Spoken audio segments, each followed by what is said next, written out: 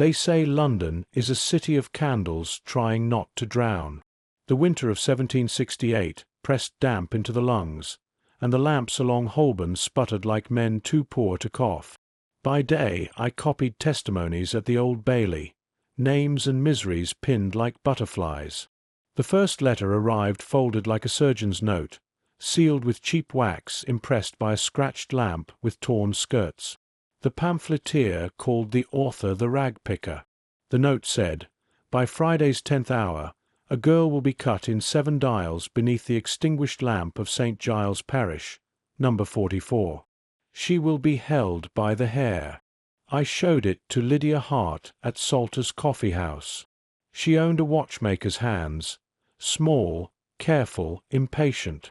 "You copied the jail transfers this morning," she said. "If this is a jest, it is cruel." "It's ink and air," I told her. "A hawker's trick." We went anyway, because London teaches even the proud to cross themselves.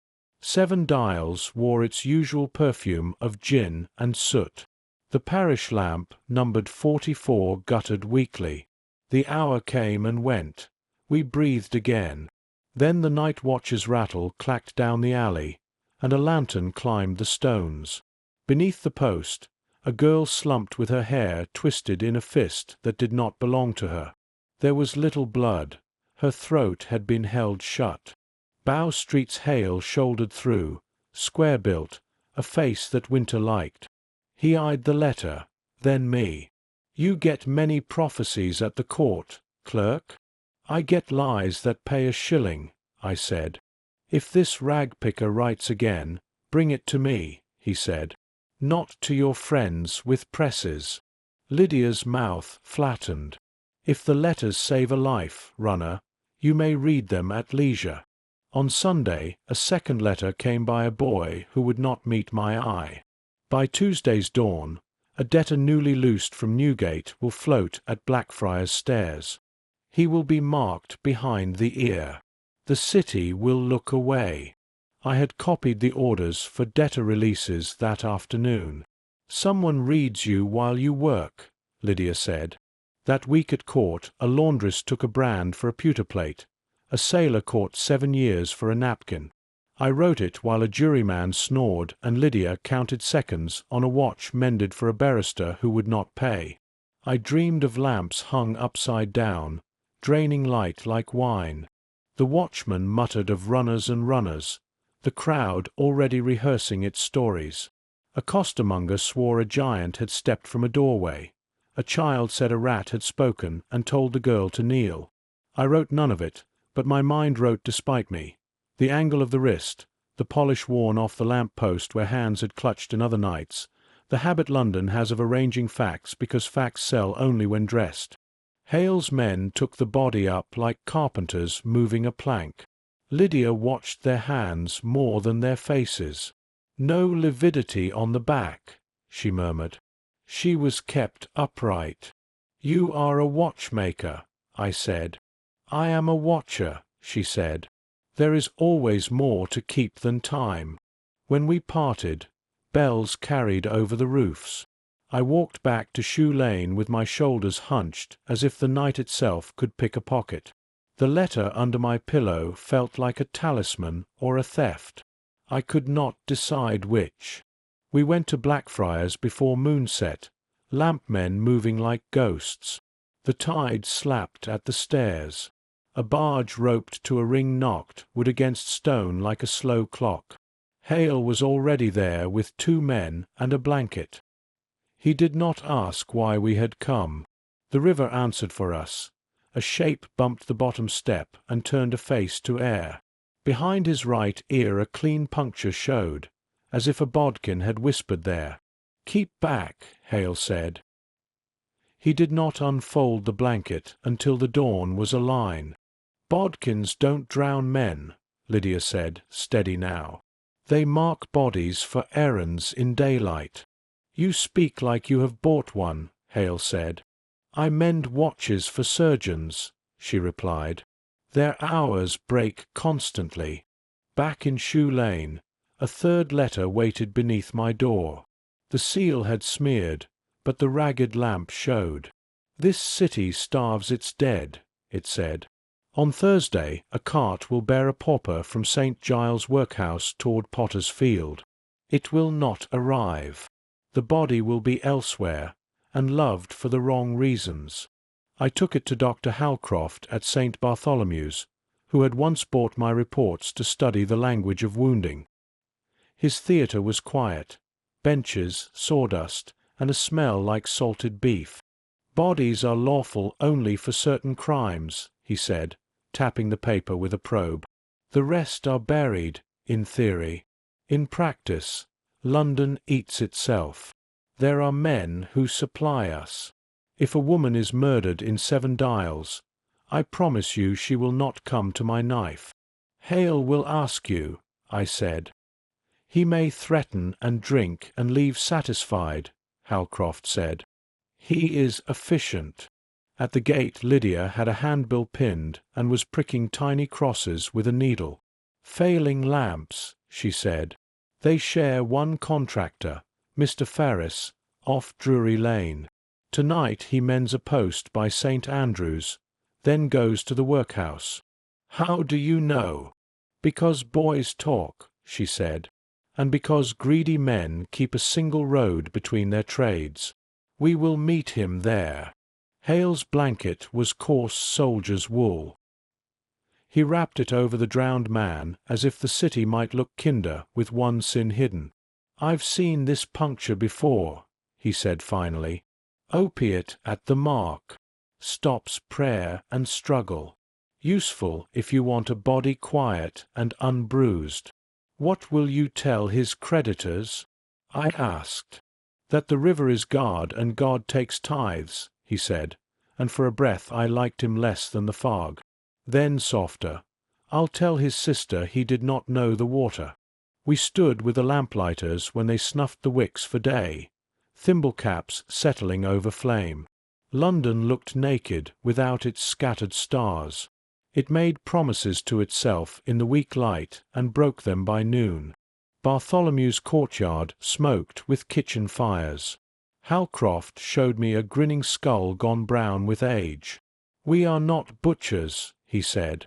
"We argue with the dark, and sometimes the dark argues back." Students' laughter drifted down a stairwell and sounded like rent paid in bravado. At the gate Lydia's needle tapped. "They share one road," she repeated, and tucked the handbill away. Ferris was narrow, his hat wider than his shoulders, his limp explaining nothing. We shadowed him past Drury Lane's stink of boiled bones to St. Giles's Gate, where the porter pushed out a rough cart with a shape beneath sacking. The porter looked both relieved and bought. Ferris took the handles. He did not head for Potter's Field. He turned on Long Acre and kept to darker streets. At a yard behind a surgeon's house near Smithfield, Ferris rapped twice and entered. From the alley we saw enough. 2 men with aprons lifted the sacking and peered as if into a hamper. One said, "Good enough." Skins still tight. Coins changed hands. A minute later the sacking quivered. "Not dead," Lydia breathed. She sliced the latch string with a tool from her sleeve. We burst in. The man on the table was bloodless but breathing shallowly, mouth open like a child's. The aproned men froze. I shouted, "Runner, in the king's name," and swung a pewter basin. It smacked one skull. The other raised a blade. Lydia's tool flashed and the blade fell. Hale arrived almost as fast as the apprentices bolted into the yard. He filled the doorway like an answer. "By God, clerk," he said, and to the man on the floor, "Breathe." "We saved him," I said. Hale studied the room. "Who sent you this time?" No letter had come that day. Silence sounded guilty. Lydia lifted her chin. "The rag-picker writes to me now." I turned. "Lydia, do you think prophecy arrives by charity?" she said. "I have friends in kitchens. Boys carry ink for pennies." Hale touched the tiny wound behind the rescued man's ear. "Laudanum," he said. "A body turns quiet without complaint. Ferris, you bastard." Ferris lingered, arms like sticks. "It's not murder," he murmured. "They fetch them near done. I fetch them the rest of the way." "For whose silver?" Hale asked. Ferris's eyes flicked past the yard toward the road to Bow Street. A quick look, coin clean and gone. Hale saw it. Lydia saw that he saw it. I felt the city tilt by a hair. We dragged the man from the table to the floor. He coughed once, thin, then again with life in it. "What is your name?" Lydia asked. "Thomas," he rasped, whether true or borrowed from a saint. "You should have waited for me," Hale said, rattle stilling in his hand. "If we had, Thomas would be learning Latin names," Lydia said. "I accuse hunger," Hale told me, "and men who feed on it." Then, to me alone, "Take Halcroft another letter. Meet me at the Fleet Ditch." The cart runs again. We met Halcroft at dusk in his theatre, where benches rose like a parliament around a black table. "Mr. Hale," he said, "Mr. Blythe, Miss Hart, if you have come to threaten, do it quickly." "Your back room held a breathing man," Hale said. "We can call that an error. But the letters, predicting releases and pauper carts, require a tongue inside the court or Bow Street. Which is yours?" "I purchase subjects as the law permits," Halcroft said. "If one lived, I relied on assurances. I have no traffic with your prophecies." Lydia set a folded paper on the table. "Read," she said. Halcroft read. "Who writes these?" "The rag picker," she said. "A woman who launders truths and hangs them where thieves can see." Hale cut across. "Enough. We trap the supplier tonight. The workhouse cart runs after midnight by the Fleet Ditch." The cart creaked. Ferris walked as penitent as any friar. A figure stepped from the mist, broad-shouldered. Not Halcroft. Hale moved. So did three runners. So did shadows beside them that wore no badge. Lydia's fingers brushed mine. "When I whistle, run," she whispered. "The rag-picker used your seal for the first letters, your court hand to make them sing, and your guilt to make you brave. Hale doesn't hunt to save lives. He hunts to own the trade." The whistle cut the fog. The scarred man bolted. Hale shouted orders that did not fit the scene. Someone went into the ditch and did not come back. Ferris crouched. Lydia dragged him up and used him as cover.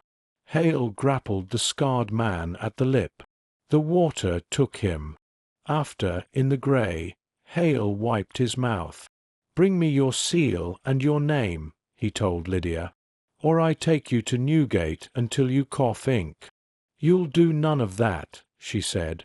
"We tell the city you run your own market in bodies and bully surgeons for shares. We tell it with witnesses. We tell it with the boy who carried Mr. Blythe's letters from your desk." Hale's jaw worked once. He looked at me, holding both respect and a promise to thin my days. "You'll publish," he said. I did. We named no rag-picker and no clerk. We named a ditch that keeps its secrets and a city that will trade anything. Months later a packet of cheap wax arrived at my door, the impression of a torn lamp, and beneath it a single neat letter, an L. I locked it away and went into the cold, where London's lamps fought the river and every shadow spoke my name.